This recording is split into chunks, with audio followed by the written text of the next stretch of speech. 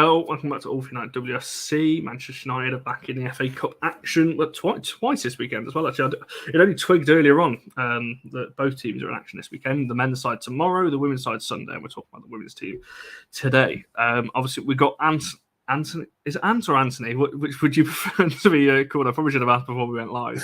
You can call us whatever you want, mate. Yeah, I get called Ant quite a lot, so yeah. We'll roll with that then. Make sure you get all your comments in. Any questions as well, fire away. Drop them in the comments. We'll get through those over the next kind of 45 minutes or so.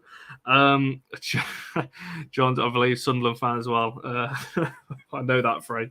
You need a translator already. Graham was teaching me that one. And it's on the documentary as well, which I'm sure everyone has seen regarding Sunderland men's side. We'll start actually just with yourself, Barry, because obviously we've got to talk about it. Because there was 3 contracts that dropped today from a United point of view. So we'll just briefly cover these. We'll cover these in more detail next week. But just your initial thoughts, Barry, to Millie Turner, Saf as well, goalkeeper, and Jess Simpson as well. Yeah. They've both got their professional contracts. Yeah, I think kicking off with the Debs, that's brilliant news. Getting Saf Middleton Patel and Jess Simpson. I know Jess appeared in a couple of games, didn't she, not so long ago? Certainly, I think she played in the Malta game as well, didn't she? So, yeah, I think that's really good. It's good to see them getting the contracts. Obviously, not expecting necessarily to see any first team appearances anytime soon, but it's good that I think what it shows when it comes to these sorts of contracts is that it's giving the youth that boost, that knowledge that actually, look, you are good enough to make it professionally, and we see something in you. And I think that's a really good, encouraging thing for them. So I think, yeah, for the youngsters, fantastic. For me personally, the news that Millie Turner signed was good, really good. And I've just understated that. Everybody's sitting there waiting for Honor or Leslie. Let's be brutally honest, they're the two that everybody's like, what's going to drop? But I think getting Millie Turner is superb. I mean, she's been with us since 18-19, so she's been with us for a very, very long time now. She's made 97 appearances. She's going to be joining the 100 club this season, you would imagine. But I think, for me personally, it's the things that she says in the sort of the sound bites that they were talking about. I think we can build something special here. We're doing something special here. I want to win trophies here at this club. And the sentence that stood out for me, I don't want to be anywhere else. And I think for me, there's so much talk going on around the dressing room and how things are. For me personally, that sentence should kill that stone dead. I don't want to be anywhere else. That is not something that somebody says if it's a poor dressing room. So for me personally, brilliant news. And it starts to really settle, I think, some of the nerves that some people might be having. No, yeah, 100% agree. I think that sentence you just said there, and I've said it before, the fact that with Toon has obviously been sold on the idea of what the club are trying to do. Now, Millie Turner, I would expect a couple more. I tweeted earlier, and again, I was correct. I'm quite good at this guessing game, aren't I? A couple more contracts obviously came through today with Saf and Jess as well. So great to see the youngsters getting professional contracts. I think there'll be a few more over the next few weeks, and we will get some updates, I'm sure, on the others. Honor and Leslie, as we've said, for the whole season, I would wait until the end of the season for those. I wouldn't expect to hear anything on that. So everyone tweeting us and messaging me and messaging everyone else saying any updates on Russo and Honor, wait till the end of the season would be my advice on that one. I don't think we're going to hear anything before then. Yes, Pat is right. We're still waiting for it, 100%. And there should be a couple of outgoings as well, I would have thought, before the end of the window. So keep an eye on that. But we will cover that in more detail next week. It was just good to get some initial thoughts on that. And so coming to you then, let's talk about Sunderland a little bit then. Just, I don't know how to phrase this question, just your overview. What's your kind of thoughts on Sunderland season so far? So I think you're 8th in the Championship right now. What's the kind of feeling around Sunderland for the season so far? If you'd asked us a month ago, I would have probably said disastrous because we did not start well. Got a good draw away at the Durham first game of the season, but then we're on quite a bad run where we couldn't win games, we couldn't score goals, we were conceding silly goals, and pretty much since the Christmas break, it's given them a chance to re-energize and come back. And after that, I think we signed off with a win over Blackburn, obviously in the FA Cup to get this far, and then we have won 4 of our last 5 games in all competitions. The only defeat was to Leicester in the Conti Cup, and our manager Mel Ray, played a few of the young uns, give a bit of a squad rotation. But at the minute, we seem to be really, really high on confidence. We got a great win over Durham in a local derby a couple of weeks ago, which, last minute winner. Who doesn't love them? You know what I mean? It was a great win. It's the first time we've beaten them for like God knows how long. So it was a long wait. And then we've gone down to Birmingham on Sunday and won 3-1, and it was just so comfortable. And this is a WSL side last season. We've gone there and we actually did a number on them. We really should have won by more than the 3 goals. So, we've got a young, exciting team. A couple of great signings. We've signed a girl called Liz Ajupi from Durham, who's got bags of experience, scores goals, and we really lacked that, centre forward kind of role. We've had a girl there called Emily Scar who's done her best. Don't get it wrong, she's been fantastic, but her natural position's a winger. But to be fair, she's joint top scorer in the league this year, so she's done so well. But Liz coming in has just gave Skazi that form to go out wide.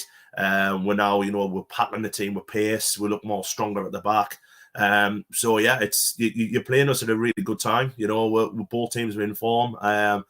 Just can't wait. To be fair, can't wait for Sunday. But I don't think we'll go down. It was always like kind of the worry that, obviously, because we're a part-time side, will it be too much for, the young lasses? But they've all coped brilliantly well. I think we're comfortable now. I think we're guaranteed, championship football next year, bar a huge collapse, which I don't think will happen now.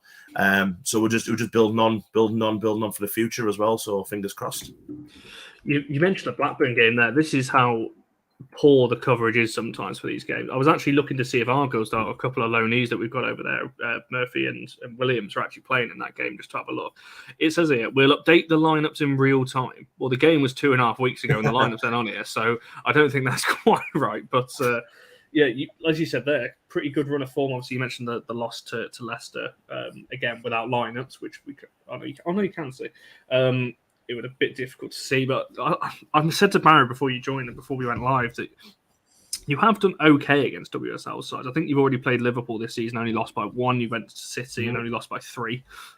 So they're good, respectable scores in there. I know. I only lost by 3.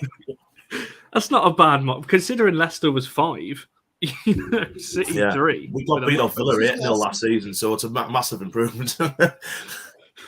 It's not a sentence you expect to hear, is it? I only lost by 3.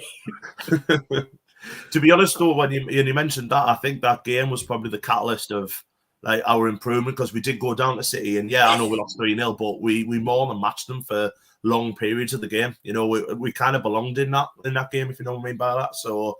And that wasn't like a half a City side. There was big players playing, so that was probably the game where they took the most confidence off. And then since then, like I say, we've won 4 out of our last 5, won our last 3 in the league. So there's we're hitting our straps finally. So it took a little while, but we've got there. Like, what's the feeling? Just before we talk a little bit about, because I want to mention Durham, because obviously it's the team that we've both played this season. But what is the feeling amongst Sunderland fans right now, like going into the game? Are you confident? Are you just looking forward to just playing a WSL side? What's the kind of feeling, amongst fans going into it? Yeah, I think everyone's very, very excited. Obviously, during I've just got an update on my phone there, and it has now sold out. So obviously, it's going to be a big crowd there. I think everyone is excited. Obviously, you're going to get the fans who are going to see, the likes of Ella Turner, Leslie Roos, everything like that, which is fair enough. But I'm in the bracket where I want us to win. So I'm all for it. I'm all for seeing the Lionesses and seeing one of the best sides in England come to little old Appleton. It's going to be a little bit of a culture shock for some of them. But our fans just I really want us to win. Obviously it's going to be very, very difficult. But I think it's just a case of we've got a free hit. The pressure's all on Manchester United. If we just go out and do our best, play well, if we can get an early goal, then that would really set the game up lovely, I think. But yeah, I think it's just a sense of, huge excitement and, it's back to the days when we did play WSL, and it's, big sides that's coming and we've deserved that after everything we've been through, dropping 2 divisions, having to, claw our way back up. It feels like, the good times are on the way back for Sunderland, and, this game there, it's going to be huge. It's going to be massive for the whole city, really. We were just talking about that, weren't we, before we went live, that Sunderland, it's hard to forget when the WSL was WSL 1 and 2, before it was the Championship and WSL, that Sunderland did have we mentioned some of the players before we went live, Beth Mead and Stokes, Bronze, Jill Scott, and these kinds of players. Lucy Staniforth was there as well. Players that you had back. So Sunderland aren't a new side for the newer fans of women's football. They're not a new team coming up and trying to push for it. They were there. At one point and had these quality players that we mentioned that are now top of the WSL. Bronze obviously off doing things with Barcelona. So, it's not like we're coming up against a newly formed side trying to find their feet in women's football. On that question, yes, I believe it is. Oh, Barry's literally just replied. Yes, it is on MUTV on Sunday, so we can watch that one.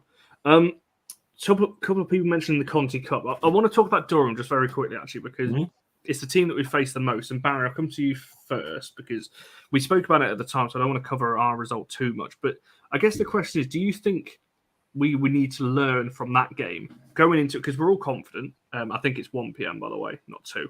Kickoff, I think. I know you just put 2 in the comment. I think it's 1. That's 1. So just in case someone's an Albion. Mine was in Southern time. But Barry, for yourself, do you think we need to have learned something from that Durham game? Because we're all going there expecting to win. But as I've said at the start, we've already lost to a championship side this season, albeit a heavily rotated squad on a pitch that's not going to be, quite as bad. Durham is a lot worse than what I'd imagine Sunderland's to be. But do you think that might be playing on the back of some players' minds, Barry, that we have already had a defeat this season to a team that maybe we would expect to be beaten? It's not a defeat. We lost on penalties. We're not having that. It's still a defeat. Last minute equaliser. That's not. You're not going to sit here and start telling me we lost to Durham. We lost on penalties, and that's only because there's no such thing as extra time because nobody cares about the Conti Cup. Right now, we've got that under the way. Ant, quick question for you. Mm-hmm. Does Sunderland play on a proper pitch, or is it one of these 3G malarkey type things? No, it's a proper pitch. Yeah. There we go. Right. So for that reason and that reason alone, no, I don't think there's quite as much to worry about because it's a massive difference, I think, specifically for WSL teams to drop into playing on the 3G pitches. I think the ball bounces differently. It's a different type of mentality required for it. You've got your hard as nails as well, I reckon, to be starting going in for things like sliding tackles and things. It's, I think, a very different skill set that's required for something like that. But I also think Durham's just Durham. I don't know what Sunderland are going to be like. I don't know if they're going to be quite as physical, quite as strong as Durham try to be. But even if they were, I feel like we've got some steelier characters, and I'm not convinced that Marc Skinner's going to spin the roulette wheel of rotation quite as much as he did for the Conti Cup. I think the FA Cup has got a bigger profile, and I think therefore we will be looking to perform better. I also think the players, more than anything else, will want to go out there and perform better than they did against the last championship side. I think ultimately when Man United play teams lower down, it's underwhelming, I would say, at the moment, which is quite bizarre, really. When you consider that one of our biggest wins was against Aston Villa, hair in my mouth, when consider one of our biggest wins was against Aston Villa while we were in the Championship. And now we're sat here unable to beat teams that are lower down by any significant margin. It's going to be a weird thing that there's quite a large potential that we might have tonked Liverpool in the WSL more than we would have the chance of tonking Sunderland. So I think that's an interesting one. They're going to be up for it. There's no doubt about that. They're going to be up against a WSL team in their own backyard. So they are 100% going to want to come at us. And my hope will be that Marc Skinner and the gang will have done their due diligence and that we won't try and roll the dice against this side. We need to go out there with a strong side. I fully agree with everything that Skinner had said before. They're not at risk of burnout at this point. Get the players on that pitch and just get them to perform the best that they possibly can. I don't think there's necessarily a learn. It's a different team. We've not played Sunderland before. It's a different pitch, a different generic game, really. But like I say, you look at Bridgewater, where, as you know, we lost, we won 2-0. Sorry, didn't we? Hence the own goal at M2. 2-0, not 1-0. It's like they're not big big deficit. So, yeah, that's my hope, is that we'll come out and actually put, no, that's the wrong word. I was going to say actually put some effort in, but actually put the goal, through a bit of a pepper in. That would be nice to see. But I don't think Sunderland are going to let us do that somehow. And although Sunderland have conceded a lot, they're the third worst in their league at the moment. They've conceded 17. They're also the fourth best in terms of goals scored, because they've scored 16. So, they're good enough at putting the ball in the back of the net. They're averaging at least a goal plus per game. Ditto with the defence. And my question really was going to be to Ant, some of the standouts on your team. Obviously, you mentioned Emily Scarr, top goal scorer, 7 goals. You've also got people like Danielle Brown with a couple of assists to her name. Sheila sounds like she's doing quite well, and a couple of clean sheets for Claudia. I'm going to say this name wrong, Moan.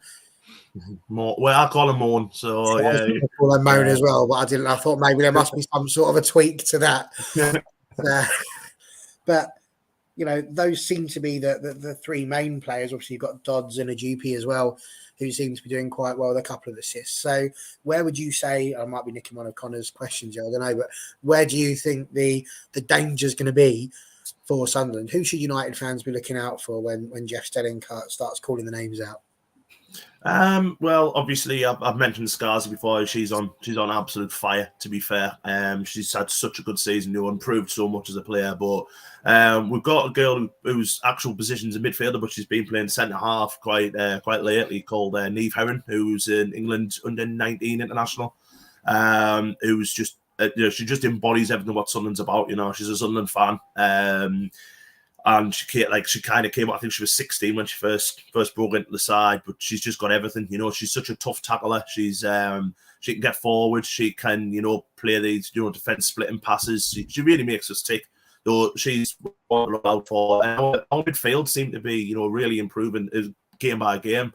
You've mentioned Dan Brown, who is signed from Durham this year, and she's been fantastic. It's what you don't see. With her that she does so well, if you know what I mean by that, off the ball and tracking a player, breaking play up. She's been fantastic. Got a great assist last week. Emma Kelly, who's our captain at the moment, Miles Keir is out, and she's been great. And Abby Joyce, who is a box-to-box midfielder, who just doesn't stop running. She's only tiny as well. She's only about 5 foot, but she's a horrible player to defend against. So. If all them are fit, I would imagine they'll all start. But we've got, I mentioned Azubi, who's come in and really done well.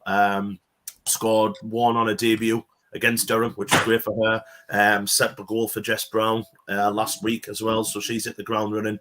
So at the minute, I could probably name you nearly every player who could possibly do the damage, really. But one that I think your players will have to watch out for is Abby Holmes, because she's such a tough tackler. She went in on a 50-50 in the Durham game, absolute smacked into the Durham player, Sarah Wilson. Both of them got straight back up, high-fived, laughed at each other. It was great. And she will not let whoever's playing on the right wing or whoever, she will not let them pass. They'll not have an easy time off Abby. So yeah, I think they'll all be up for it. So it'll be a great. So the right there, is that the United right or the Sunderland right? No, she's been playing left back lately, but we have just signed left back from Spurs, so I would imagine she might move back to right back. So, but any side really, she's such a strong girl. She's really, really good. We could be up there against Lucia and Honor, which we would probably say is our strongest side. So that sounds like that could be a battle for the ages. Oh, he's got a pun in there. What's it taken? 18 minutes, 19 minutes? That? Oh, no, I wasn't. No, that was an intentional one. I wasn't trying to get on his name in it, because we all know that's not how you say it. Come on now, Tony. No way. There's a lot to unpack there. You mentioned the Bridgewater game. I was going to mention actually, because we went there with a strong squad. We played Earps in that game. I think we had Mannion. I'm pretty sure Jackie might have played, or she came on. Tooney started. Ladd started that game. Thomas and Fuso played as well. So there's a lot of players that played in that game, and it was 1-0 with an own goal for, until about the 80-odd minute, until Tooney put it away and made it sooner. So it's not. I don't think we can go here and expect an easier game. I know we're in better form this season than we were last season. We were dropping points a lot last season, so there's not too many comparisons to take. And to be fair, looking at that starting 11, 1, 2, 3, 4, 5. Won't start anyway. So it's it's going to be a different side regardless. I want to talk about rotation in a second because that is going to be the key thing from a United point of view. There was a question a bit further up for you, and that one there. Sarah's talking about us under the physical team. You mentioned attack a second ago. Are you a physical team? Do you reckon? Are you a bit more tactical? Would you say? We were a lot more physical than what we were last season, which is, I think, is where you've seen the kind of turning results against Durham, where we've got 4 points off them this year. We lost twice to them last year, and in the second game at Maiden Castle, which I agree about that pitch, it's horrible, by the way. But we got bullied, and we haven't allowed ourselves to do that this year. Obviously, with a few signings, we brought a little bit more experience in, especially at the back, with the likes of Abby Holmes. I've just mentioned her. Abby's a physical player. I wouldn't say she's dirty, but she's physical. And obviously, we've got Grace McCarthy, who former WSL player, likes to tackle. But no, we kind of tend to play to our strengths, which is our pace. We've got very quick wingers in Emily Scarr and Jess Brown. And off the bench, the young girl called Katie Watson, who's, I think it's her first proper professional season. She's like absolutely rapid. So we kind of play to a formation where we use our pace more than get stuck in. We're not as physical as Durham. Durham are known as Dirty Durham up here. So I don't know if that's fair or not, but never mind. But we're not as physical as them. They're known as that everywhere, I think. I don't think that's exclusive. They don't like it back. That's the problem with Durham. Because we did go through them a couple of times. Last week when we played them, they don't like it. So that's the problem with playing that kind of style. You have to be able to take it as well as dish it out, and that's where Durham are falling flat at the moment, I think. Absolutely. I mean, there's a point there. Leave Leah on the bench if Holmes is playing right back. Yeah, that's going to be the thing, isn't it? And I know Barry, you replied, albeit not probably what TJ was looking for, but any word on Leah? I don't remember that being mentioned in the press conference, unless I've missed it. I've not read all the full quotes. I've got to be honest. But I think she's back. Saying she was supposed to do a fitness test, wasn't she, before the last game? I can only assume she failed that.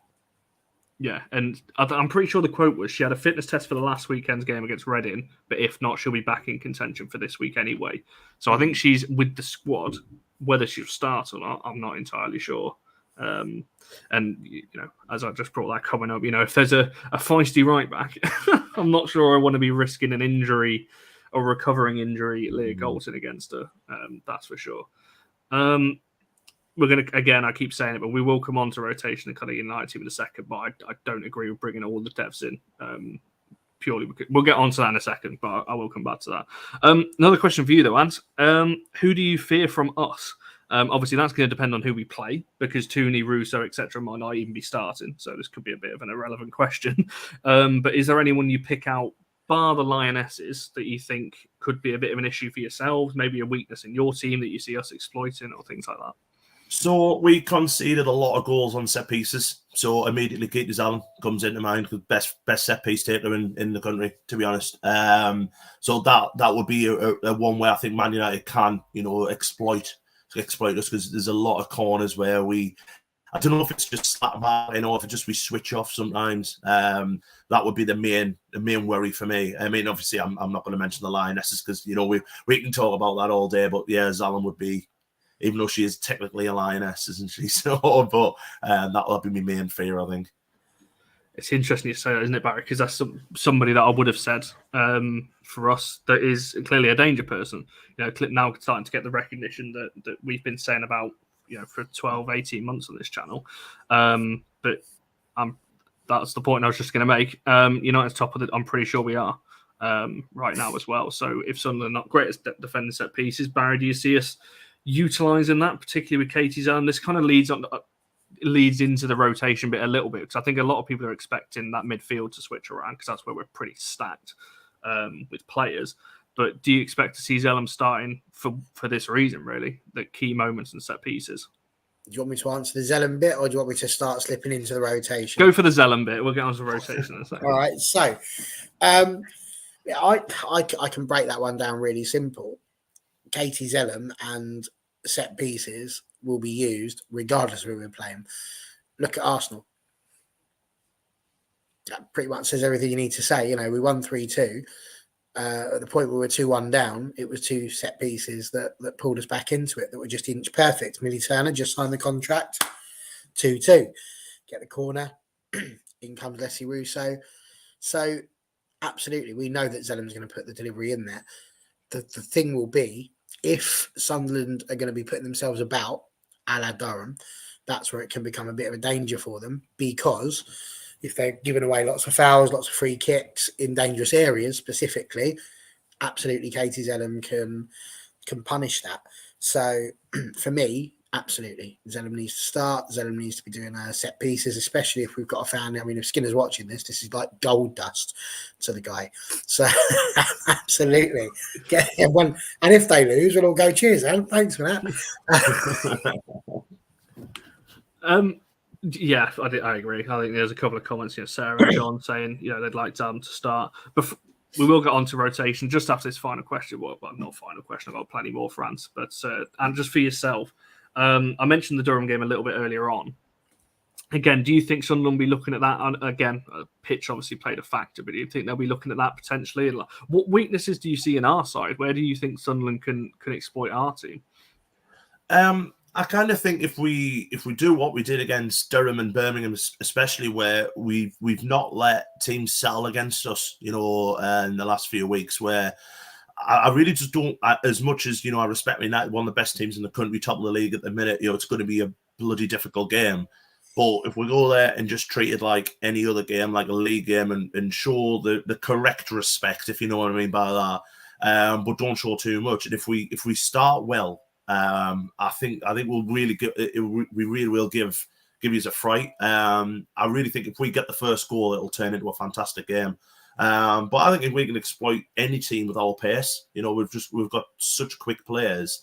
So if you guys are coming and not respecting Sunderland, I don't know. I didn't watch the Durham game, so I wasn't sure if that was the case where it's just a championship side, we'll win quite easy, just need to show up and win.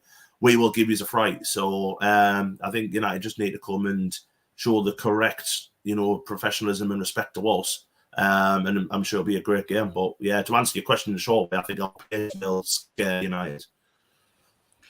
No, that's fair points on there. I mean, Villa fan Mark is in the comments saying Villa beat Sunderland 7-0 last season with 5 different scores. I mean, it was 8, I think. Score more. I think it was 8. I think. Very confident it was 8-0. No, there's no way Mark's got the score wrong. Can't be coming in here giving it the big one and getting the wrong score. Let's go. I might be wrong, right? I stopped counting at 5, so. I'm literally just Googling this now. It was only the 7 goals. That's not bad. Yeah, it was 7, to be fair. It was 7. Oh, there we go. Yeah. Well done, Mark. Good job. I'm expecting United to score more. I'll be amazed. We'll come to predictions at the end, but you'll hear mine, and United fans probably won't like to hear mine. I'm not predicting us to lose, by the way. Just throwing that out there now, but it's not going to be as big a scoreline as some fans are expecting. Right, Barry, rotation, and it's in the title. I changed it last minute, actually, this YouTube title, to how much should Marc Skinner rotate? The reason why we asked that question is because we saw what happened in the Conti Cup. We weren't great in any of the games, really. Obviously, on the last game aside, but that was a dead rubber anyway against Sheffield United. We were already through. We heavily rotated. We beat them 5-0. Pretty comfortable in it. 5 or 4, I can't remember. Pretty comfortable in the end. It was a dead game by that point. But the other games, Villa, Durham, and even the Everton game, was Everton? Yeah, 4-2, wasn't it, in the end? Still wasn't fantastic. So for yourself, Matt, how much, 2 questions really, how much do you think he should rotate and how much would you rotate going into this? Because I said to you beforehand that if players aren't going to get a chance in this game, we're not going to see most of them at all for the rest of the season, because this is the competition now where we've got to see some of these players come in, because you need match fitness. These players have got to play at some point if they're going to come in and make an impact later on in the season. So how much do you think he should rotate going into this one? Very little. It's always my answer to that question. Let me try and come at it from a different perspective, because I don't normally. I usually just come straight in from mine. But there was certainly rumblings after the game at the weekend that we had some players who didn't look at their best physically. Now, I have no idea if that's true or not. I would not have seen enough of the game to be able to properly put that across as a reason. But if there genuinely are players who are feeling a bit tired after playing 2 games after a great big Christmas off, then absolutely they need to potentially be rested. I can't see that personally. The fact that Marc Skinner has said out loud in a press conference there's no burnout tells me that they're all absolutely spot on. I feel like, listen, we all know that I'm a very, very positive person, and I sit here quite a lot saying we're going to win the league and we've got all of that going on. But if we just take off the gloss and the laughs and the jokes and all of the other sort of things that we bring, and that's not to say that I don't think we're going to win the league, but if we stop mucking around for a minute and doing all that sort of stuff, am I expecting us to win the league? I mean, it's very much a hope. It's very much a hope and a belief. It's not nailed on. I'm not, putting the house up on it and all that sort of jazz, because there's some other good teams there. The FA Cup, on the other hand, is something that we could have a really good run at, and we have to take it seriously. And in my opinion, if Marc Skinner's looking at this game and he still wants to go down the same route as he did for the Conti Cup, then I would have to question that. I would, because I know they've had a lot more time together, but with people being injured, Leon's been sort of in and out in terms of injuries and everything that's going on there. I just feel like we need to do the best that we can possibly do. We cannot leave room. For me, you get the win first, then you bring those players on. And that's how they earn their way into the team. I think sometimes we rotate just for the point of trying to give these players a game in the hope they're going to show us what they can do. And that's when you end up on a banana skin, because they don't, or the occasion gets too much for them, or they're just not up to speed with the game.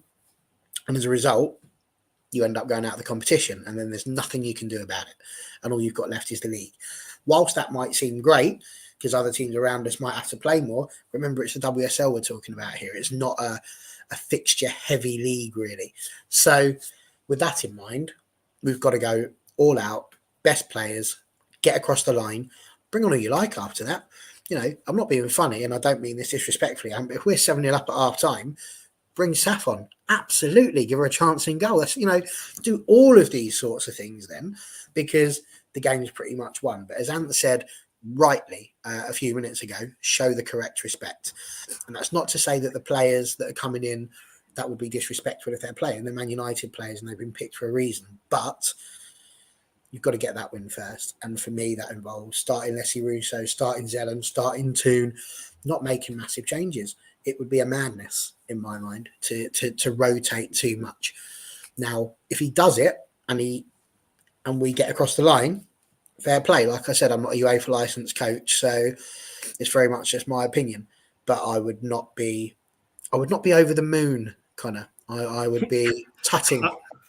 I was going to say something that Jamie Spencer put out earlier, that Marc Skinner in his press conference leading up to the Conti Cup game said that he wouldn't rotate, and look at what we saw. We saw massive rotate. Like I said, we said on this channel, back after the games, that it was too much, because you can. I think he should be making. I agree with what John Fry said a bit earlier. I think 4 is probably about right. I think you change one of the attackers out, give one of them a rest, give Honor a rest. I think you can probably get away with a Maria at right back, or stick Meyer out there and put Mannion and Millie together or something like that. I think you could probably do that. And one of the midfielders, give Leon a go, give Fielder somebody, because why I say this is because, like I said at the start, if these players are going to make an impact, let's say we're drawing with a Chelsea or an Arsenal later down the seat, or a City, we need that winning goal. These players have got to be ready. And if they're not playing any minutes at all, they're not going to be ready for when they come on later in the season. So that's why I think this is the game.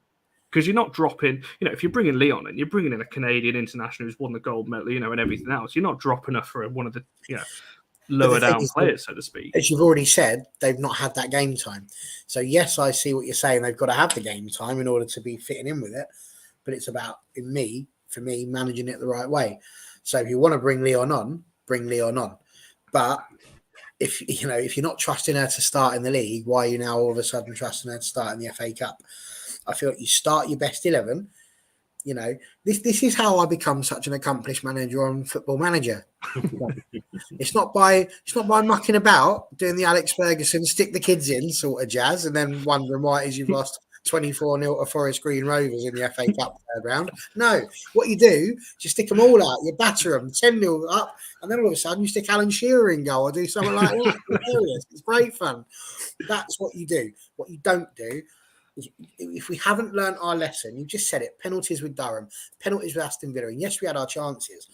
Making 1 or 2 changes, no, isn't going to be the end of the world. Do you want to start Wildebeest instead of Tooney? Do that. Do not be sitting there changing everyone. I don't want to see Thor at left back. I don't want to see somebody else being lumped out at right back. I don't want to see Tunkara along with Mannion being stuck in there.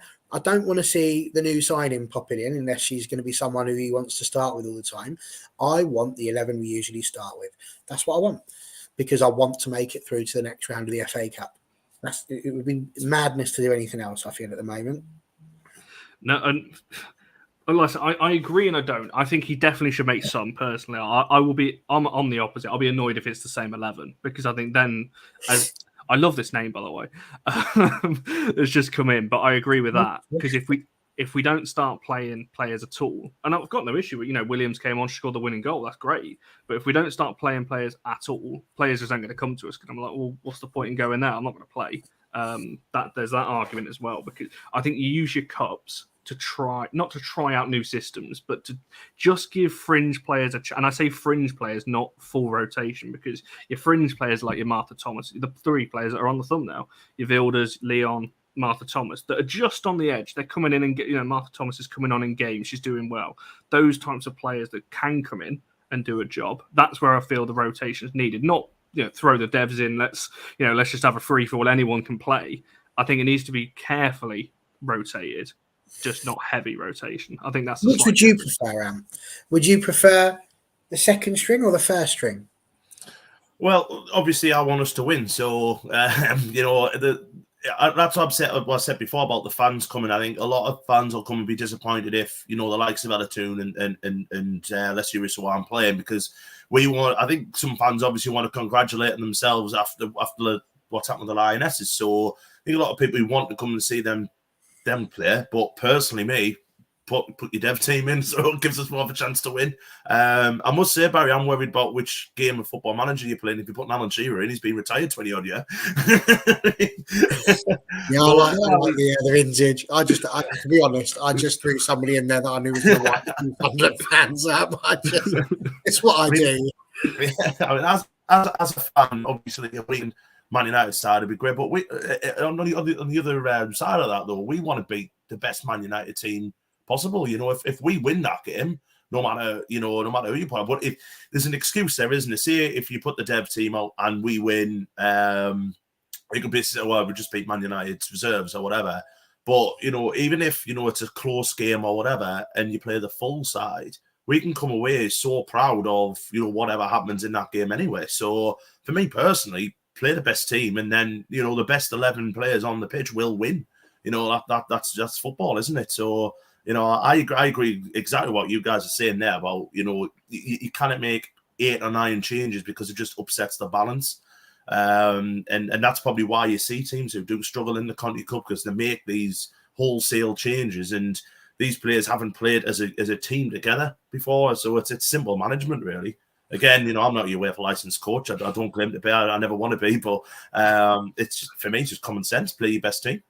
I think that's the thing, and we had this chat on the men's channel last night about whether we'd rotate for Reading. Obviously, the men's team play tomorrow, and how much rotation there. And Stu made the point: if you're a professional footballer, you're banging on the door. Like if I was, Ken's mentioned Leon there in the comments. How annoyed she must be just sat on the bit hard to get a minute. If I'm Leon, I'm banging on Marc Skinner's door, going, you better play me this weekend, because that's the mentality you want as a player. You don't want them happy to be sat on the bench. You want them going, hang on a minute, I'm showing you everything in training. This is a game where you can give me minutes. Let me show you what I can do. And I think that's the attitude I want the players to have. Obviously, we don't know. We're not privy to these conversations. You're saying that she's giving everything on the training field, but I don't know upon which particular source you managed to pull that information from, unless you're on direct messaging in terms of Martin Ho. But, which you could well be. You're a very tapped up sort of bloke there, Connor. But you're right. You want your players to be like that. But equally, people would do that to Fergie. They would go wandering up to him and say, I want to play, But he was honest with them. I mean, I always loved reading about Ferguson whenever he dropped players because he always brought them in and told them what it was that he was doing. And I think that's the key thing, is the communication. I think if you're a player and you're Leon, so you can be Leon, you know, you come in, you go, I want to play. I want to play, Mark. What's going on? I'm doing everything. Look, it's great. Play me. As long as he's having the conversation, he's saying, look, this team's been doing really well. I want them to go out, get the lead for us. The aim is to bring you on second half and, you know, a whole 30, 40 minutes potentially to make your mark. You've got to show us. You've got to show us that you want it. I'm not being funny. Based on the way people have come on and scored goals so far, if there is anyone who is going to start instead of Leslie Russo, it needs to be Rachel Williams. Because she's the one who's coming on, scoring goals and doing stuff. That's how you show that we can do it in training as much as you like. If you get on the pitch, you've got to show you can do it. Vilda Borisa, bless her, against Durham, came on, did that. She scored a goal and was potentially unlucky not to have played again then in the next game. But we are talking about Ella Toon here. So it's one of those tricky ones. I agree. You've got to have the strength in depth, but equally, you know, you've got to be in a situation where you can play your best team. I keep saying it, but you've got to play your best team. And I agree with you. I'm not disagreeing with you, but I still don't want him to do it because I'm scarred by the Conti Cup. I think that's the thing, isn't it? It's the players that we mentioned. It's the three that's on the thumbnail. That's why I chose them on the thumbnail and why Leon's the centerpiece of this, because I think it's different for players like you mentioned. Vilda, she had, albeit limited, and I think some fans would argue she deserves more. And I think that, you know, I'm probably on the fence with that one. But Leon's not coming on like at all. She came on, I think, for 14 minutes against Liverpool. We were already like 5-0 up, I think, by that point.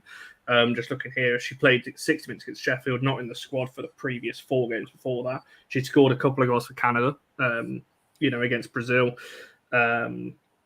So and as Ken's playing it, yes, she's doing it on. This is where my argument flips a little bit. Yes, she's doing it on the international stage. It's different doing it for United, albeit that Canada side is very good and the opposition they're playing is also very good.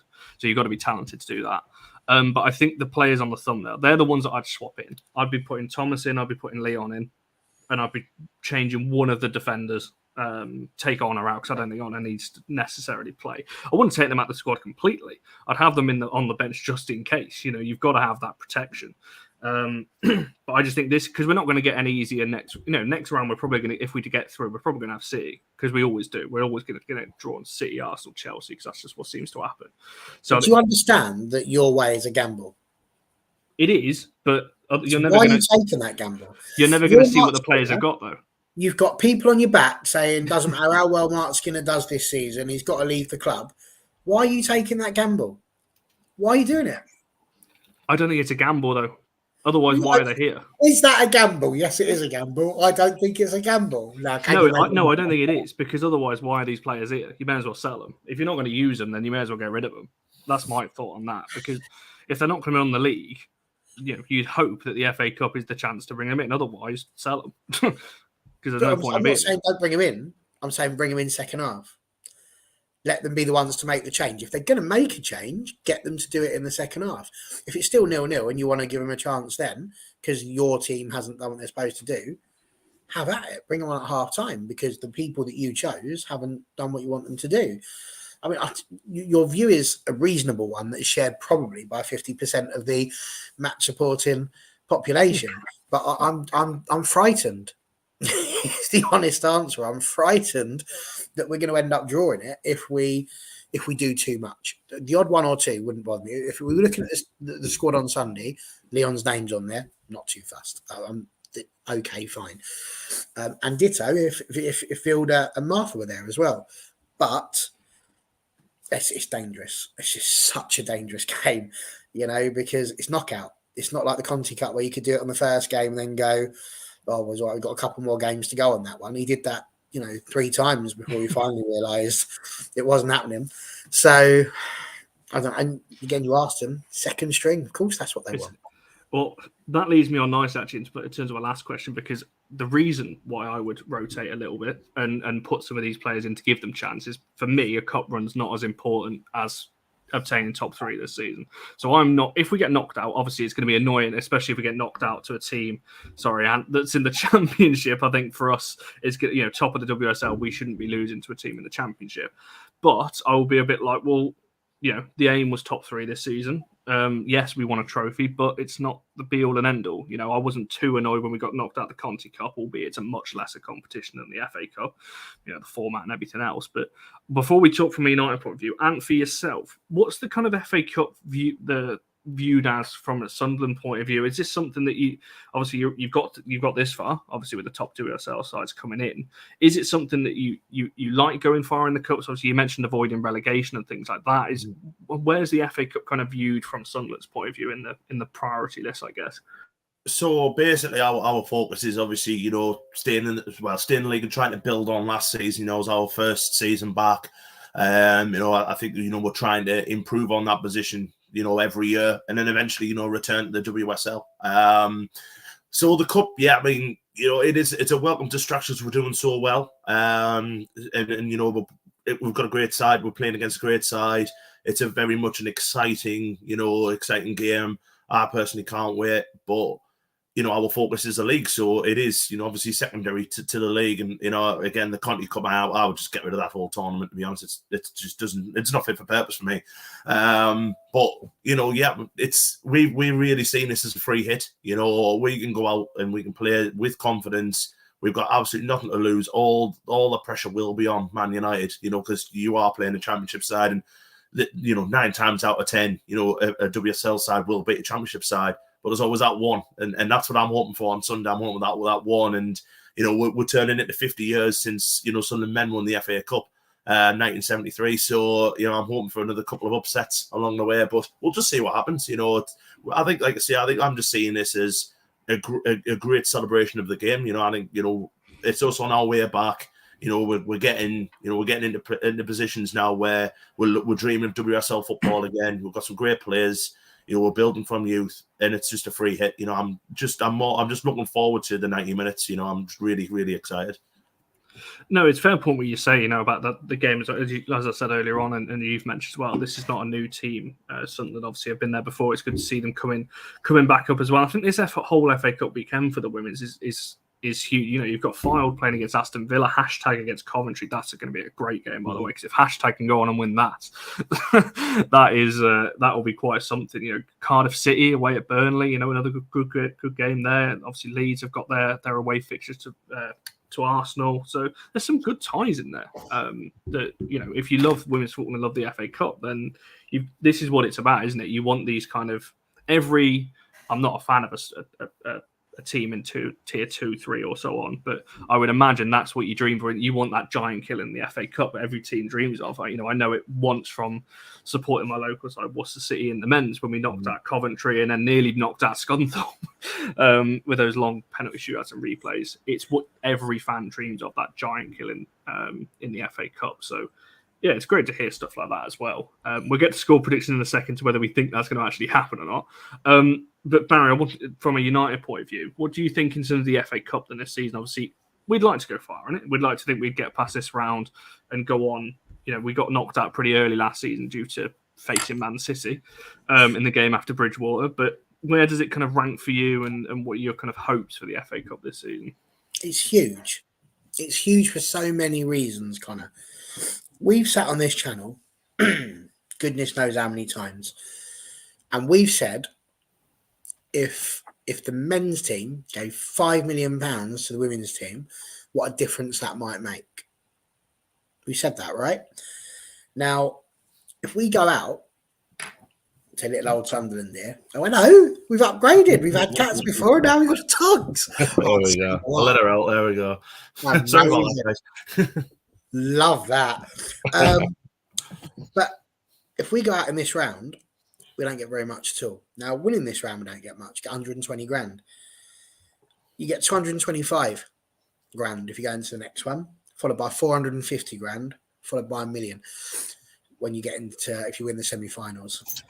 There is over £1 million, £1,795,000 up for grabs if you get to the final. And then at that point, it's £1 million or £2 million, depending on whether you win.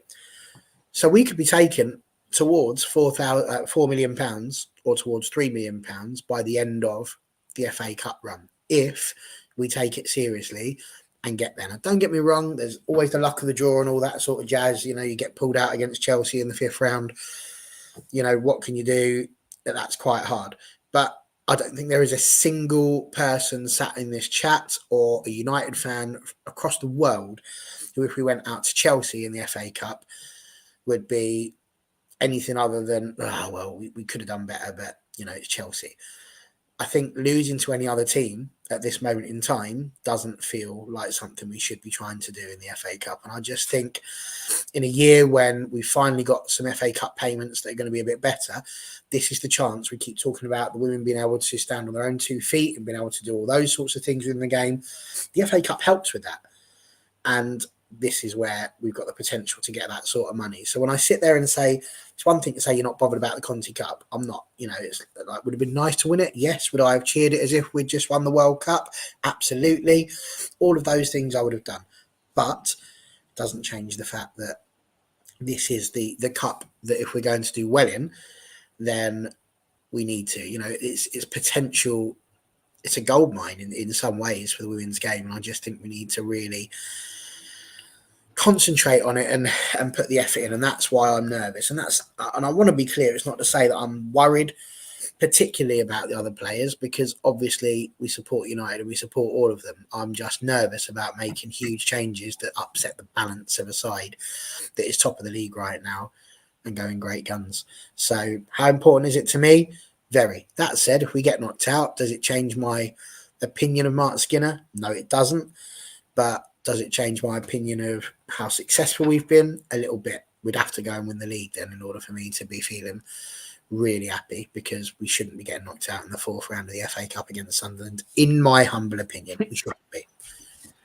No, I tend to agree with that. Yeah, when I was saying before, I'm not fully dismissing it. I'd like us to have a good cup run. I just think for me, at the end of the day, we've got bigger things to be sorting this season. Winning the FA Cup. If we come 4th and win the FA Cup, is that going to keep Honor and Leslie at the club? It won't. They want Champions League. They want to be able to no, you're right. It won't. European if we win the FA Cup, we've got £4 million to replace them. Well, yes. But get a couple of good players with that, I tell you. But we'd struggle to attract players of that quality, I think, without Champions League. Potentially. We did buy Honor and Leslie without Champions League. So, yeah, there is that as well. I think Sarah makes a good point a bit earlier on. We should keep the core of the team with a few tweaks. I think that's the point we were trying to make, isn't it? You keep you kind of... I would take Honor out of that. I wouldn't be risking it personally. But, yeah, I think you keep Laddie, Zellum, Toon, Leslie, Millie and Earps. I think everyone else around that, I think you could potentially change for a couple of players as well. So there's some really good comments actually coming in about this whole debate that we were talking about rotation. There was a comment about Sunderland that I did bring up on screen at the time. People talking about Villa and Leicester. Sunderland play. Is that true, Anne? Do you play a weekend team in your County Cup games? Yeah. Mel looks to give a few of the younger girls a go in the County. The Leicester game was a very changed team. The Villa game last year, I think we only had one sub because we went through a little bit of a patch where we had quite a lot of injuries. So I'm sure we only had one outfield player as a sub. But that County Cup has basically been our chance to give these young girls a go. That's fair enough. Well, clearly how we treated it as well. We gave everyone a go, it seemed, when we rotated our team. TJ talking about the prize money, Barry, that you were just mentioning there, that almost triples our spending. I reckon it would. Everybody's sitting there going, "Oh, we've just bought a player for 160 grand. She can't be sitting on the bench." Well, I'll tell you what, if we go and break the transfer budget, just imagine it, Connor. Imagine, what's that? Leslie Russo's not signed the contract. She's gone, but you've just given £1 million to Sam Kerr, and all of a sudden she's going to come to United. All the scenes, imagine it. Crikey, I couldn't even imagine. That's going to be the beauty. We're getting onto a whole other topic about signings now. But next summer, can you imagine when we actually do get Champions League? Because I'm very confident we're going to get it now, and the kind of players we're going to be after that with having that as well. Well, yes, she is recovering from an ACL though, but from PSG, that would send earthquakes across Europe. That's for sure. Right, let's get on to score predictions then before we look to wrap this. Sang, come on, man. Just logged on and Barry is speaking mad again. There we are. We'll see, Sang, we'll see. Sang is a Chelsea fan, Ant, if you're wondering why that came on. So that's probably why, or what that's in reference to. Ant, come to you first then. What's your score prediction for Sunday? Heart says that we'll win 1-0 in one of the greatest upsets of all time. Head says it'll be 3-1 United. That's fair. Yeah, I think. Barry, for yourself?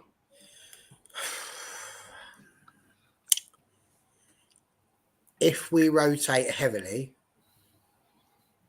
I'm going to go. If we rotate heavily, I'm going to go for a 1-1 draw. If we don't rotate heavily, it's going to be 3 or 4-0 to us. Well, if that's the case, I don't want to get back onto this whole debate again. There was a comment a second ago. Where was it? Oh, my life, I've lost it now. Here we go. If our squad players can't be Sunderland, we need better squad players. I 100% agree with that. Because if we can't rotate a bit and still not be, no offense, mid-table championship, then we need better squad players. Because we will struggle big time in the Champions League if our players can't compete. It's the difference between a bit and virtually the whole team. And that's the difference, because it was virtually, you can't make 9 changes to a team and expect them to come out and play like the team at the top of the table. You just can't. And I disagree with the vast majority of things that Sang puts on this show. Match fitness is the only reason I'd say. Pen drop. No, I'd say match fitness. You went to see Chelsea's team against Liverpool on Sunday. I bet it's rotated. You will not see a lot of the key players in there. You will see, but to be fair, Chelsea can rotate their whole 11 and it doesn't really matter. Their second string is almost as good as their first with the amount of players. They've just signed another, top quality keeper today. It's like they've already got 3. Like, why do they need another one? They're just stockpiling players at this point. A lot of predictions are pretty much the same. There's a lot of 3-0, 4-0. TJ's not sure. he's asking us, how about 2-0? My prediction was going to be 3-1 because I think we will concede. I just think Sunderland will be right up for it. I expect Bagley to be in goal. Personally, I don't think Mary will start just based on our last time around against Bridgewater last year. Oh no, Hopes did start that, didn't she? Actually, I don't know. I'm going to stick with 3-1 though. I think we might concede. But as long as we get through, I don't really mind too much what the score is. Paul saying it's the FA Cup, we can't take it lightly. Yeah, there we go. That's the thing, isn't it? Sunderland will be up for it, that's for sure. And like you've said throughout this show, you've got nothing to lose, really. No one's expecting you to win as such. If you lose, you haven't lost anything. Obviously, I know that you're out, no thing intent, but you've not lost any prior unless you get absolutely hammered and it's a big kind of double-digit scoreline. But I don't think it's going to get anywhere near that personally. So yeah, I think a 2-goal margin. You mentioned the FA Cup team against Bridgewater. I can confirm we started with Earps, Blundell, Thor, Mannion, and Kirsty Smith.